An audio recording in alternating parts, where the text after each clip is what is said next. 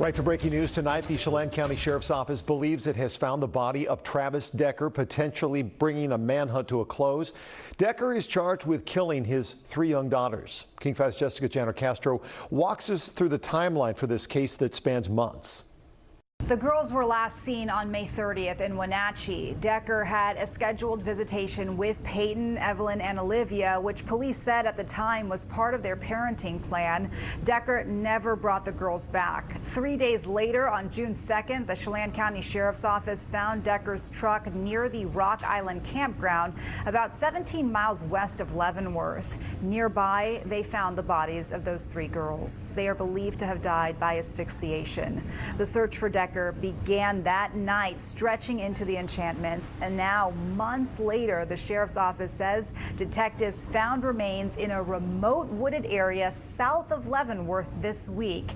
At this point, those remains are believed to belong to Decker, but the coroner's office will have to confirm the identity through DNA analysis. In the newsroom, I'm Jessica Janner Castro. Back to you.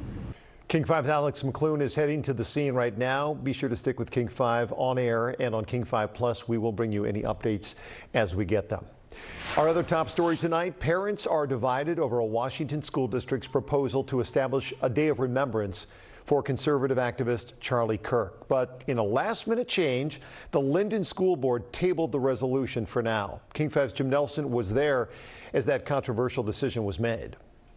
As it was written, this legislation would condemn political violence, and in addition to honoring Kirk, it would also encourage student debate.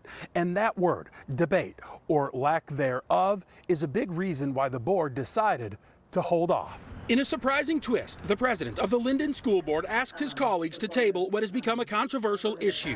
As president, I take responsibility for that short-sightedness. The buck stops here. The board was set to vote on a resolution condemning political violence to encourage debate in school, and what brought most of this crowd here to establish the first Monday after September 10th as Charlie Kirk Day. That being said, we've received a tremendous amount of feedback. And given that, Jim Verberg said this issue deserves more conversation, more time to hash it out. While they spoke out against his murder, most of the public speakers admitted they were not fans of Kirk. At no time in the history of this school district has a special day of remembrance been initiated for an individual by this board. When we dedicate a school day to one person, we aren't just putting a name on a calendar.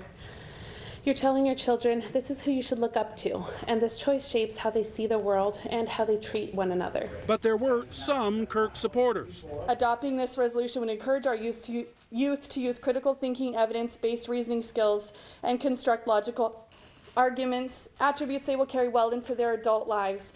And I feel it's an area of opportunity this resolution will help address. I do want to say, though, I would like to remove the Charlie Kirk section of it and just stick to the fundamentals. By and large, this group agreed. Condemning violence and encouraging debate is a good thing. But they also encouraged the board to remove the reference to Kirk. A couple of board members expressed interest in bringing this resolution back in some form or another, some even pushing for that to happen at the next board meeting in a couple of weeks. In Linden, Jim Nelson, King 5 News. So this comes during a national debate over censorship and free speech. It started because of Jimmy Kimmel's late night show being pulled indefinitely off the air at ABC because of controversial comments that he made about the suspect in Kirk's assassination. He made this comment during his Monday night monologue. The MAGA gang desperately trying to characterize this kid who murdered Charlie Kirk as anything other than one of them, and doing everything they can to score political points from it.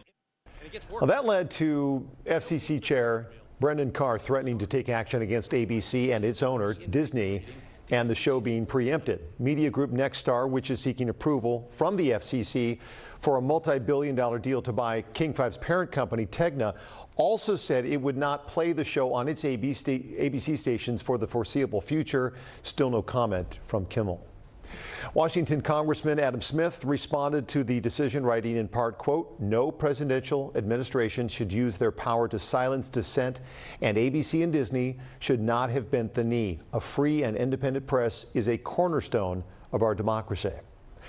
The suspect in Kirk's death, Tyler Robinson, is charged with 7 felony counts, including aggravated murder. Prosecutors say they will seek the death penalty.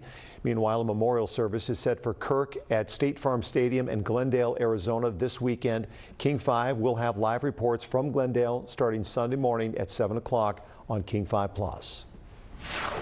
Well, in Thurston County, the Army says 4 soldiers were inside a helicopter that crashed near Summit Lake. You're looking at some of the smoke there coming from the crash site. The Army is calling it a mishap. Local authorities are treating it as a deadly crash. King 5's Drew Mickelson spoke to the sheriff who made it to the scene last night. The helicopter went down in a wooded area between some homes and Summit Lake here in the west part of Thurston County. It took first responders about an hour to find the crash site, and when they did, they didn't find much else. It's just absolute wreckage. You can't tell one thing from another. Everything's on fire, and it just looks like a wasteland. It had just turned dark when Thurston County Sheriff says they started to get the calls of explosions coming from the woods. Absolutely. It was very loud. Lights flickered, and then very shortly after that, we had all the police and sheriff coming through the driveway, and then we realized, okay, that was something. Then neighbor Stephanie Mace smelled the smoke, which could still be seen today, along with what appeared to be a downed power line. The Army is calling it a mishap involving a Black Hawk helicopter and 4 service members assigned to the 160th Special Operations Aviation Regiment. As investigators determine what happened and firefighters work to contain the fire, Stephanie Mace is more worried about the people. And I think it's, easy to focus on, oh, this is exciting, something crashed and there's a fire. People tend to focus on that portion of it, but the real point of this is that there was at least 1 life lost, and that's tragic. I can't imagine, and just hearing the reports on the radio, they can't get closer because their feet are physically unable to withstand the heat. Sheriff Sanders says his deputies were first to get to the crash site, but quickly found there was nothing they could do. That is a crash, unfortunately, that's not compatible with life. Well, the military is only saying that 4 service members were, quote, involved in this incident. There were no reports of any survivors, no talk of anyone being taken to local hospitals. Thurston County's coroner said this was indeed a death investigation. At Summit Lake, Drew Mickelson, King 5 News. At least 4 other JBLM helicopters have crashed in the past 2 decades. The most recent was just last year. 2 pilots were hurt when a helicopter crashed during a training exercise. In 2011, 2 more helicopters crashed near JBLM, killing 4 soldiers, and then back in 2006, 3 were killed after a crash near Enumclaw. We, of course, will keep you updated as the investigation into last night's crash continues. A pilot in Lewis County walked away unscathed after his small plane slid off the runway at the Toledo airport this afternoon.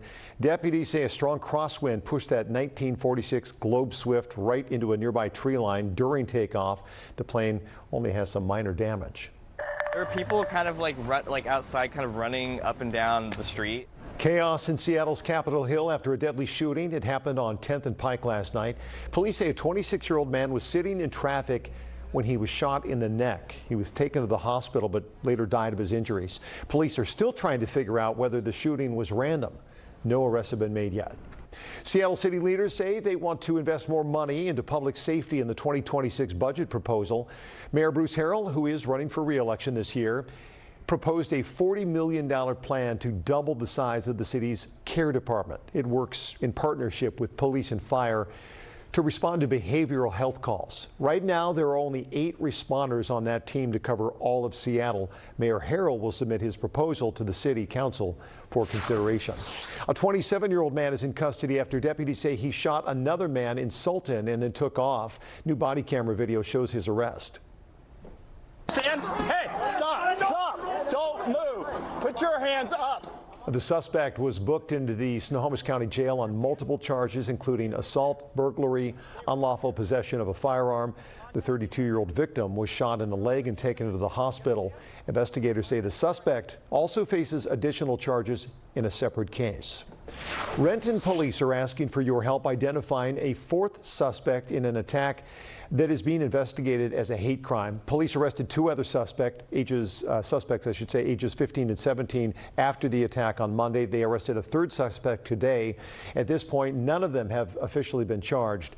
The attack happened near the Renton Transit Center. We spoke to the alleged victim, who is a transgender woman. She says the group attacked her after she stepped in to stop them from harassing a security guard. She says the group chased her, yelled homophobic remarks, and then assaulted her after she tripped and fell. She suffered a broken nose, eye socket, and some other injuries. Well, for more than 20 years, a Washington mother lived in the shadows, undocumented and uncertain about her future. Now she's celebrating a life-changing moment after finally receiving permanent residency. Facing Race reporter Sharon Yu shows us the emotional choice she made and what it means for families like hers. With all the news of people getting detained at airports and getting picked up by ICE on the street, it's hard to believe, but green card approvals are still happening. We have one woman's story of a difficult decision she had to make before her approval. You need a haircut, Lucky. Carla has checked her mail thousands of times. I always come with Lucky. But for the first time in 21 years, she's not scared to see what's inside. Nothing important. No, not this time. Early this month, she received her green card, or her legal permanent residency card. I just open it like crazy, like, is this real or not real? It is or it's not. And I'm like, when I read it, and I was crying. A month ago, Carla had to make a decision. Prepare for your interview. Show up to her final interview at the immigration office in Tukwila or bail.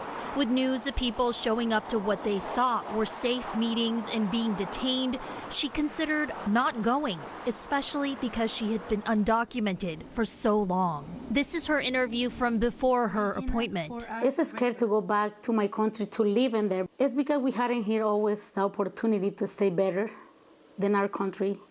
And I came when I was 19 years old. An impossible choice between potential deportation to Honduras and waiving her only chance at staying in the U.S. for good. Now this is my appointment that I'm waiting for so long. I believe in God.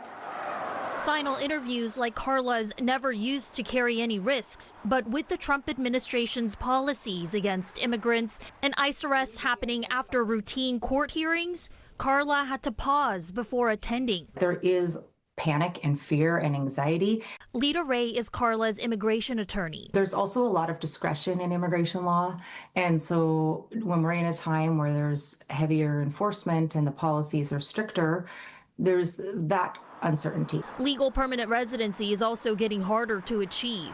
According to data from USCIS, from January to March 2024, the agency approved 78.3% of all applications. That same period in 2025, it's down 16.7%, with approvals sitting at 65.2%. Prior to receiving her green card, every time Carla checked the mail, she was terrified a letter would say she's being deported. It's a mail coming, shaking all the time. When I see something from there, I'm like, where is this? What is coming in this? What did they say? Until I get everything, but always scared. But now with this approval letter and a single card, all that's changed. One paper changed my life. Finally, I'm not gonna get deported. And Carla hopes her story can give others in a similar situation courage. If they're not showing, they're gonna get that deportation order right away. So it's better to show and think that everything is gonna be okay. Carla asked we not use her last name because she is still worried about her status. She says she's hoping to be careful after hearing about permanent legal residents or green card holders getting detained by ICE. In Seattle, Sharon Yu, King 5 News. 2,000 gallons of diesel, 200 gallons of motor oil have leaked into Puget Sound. It comes after a former U.S. Army tugboat sank at the Bremerton Marina. Booms are in place now to prevent any additional harm to the Sound. The marina says it sank last night. No word on what caused it. The State Department of Ecology spill response team is asking anybody with a boat there to just leave it until they can be decontaminated and to keep the fuel from spreading through the water. That 117-foot Dominion was launched in 1944. It had been undergoing restoration by a nonprofit to serve as a historic maritime museum. The latest efforts to clean up the Hanford nuclear site will get underway next month. Washington Congressman Dan Newhouse announced today the Department of Energy has given the final approval. The cleanup process involves converting radioactive waste into a more stable glass form. That waste is currently stored in underground tanks at the site. The project has been in the works for decades. Governor Ferguson had warned last week the state was prepared to take legal action if the Trump administration delayed or canceled the cleanup plans. In a statement today, the governor said, quote, in part, this is a critical step forward and a victory worth celebrating. We are tracking breaking news tonight near Leavenworth. That is where the Chelan County Sheriff's Office believes it has found the body of Travis Decker. He is charged with killing his 3 daughters, Peyton, Evelyn, and Olivia. The Sheriff's Office says the remains found this week in a remote wooded area south of Leavenworth are believed to be Decker's. They're still working to confirm the identity through DNA analysis. A lot of questions still to be answered tonight. King 5 does have a crew on the way to the scene, and we will keep you updated as we get new details.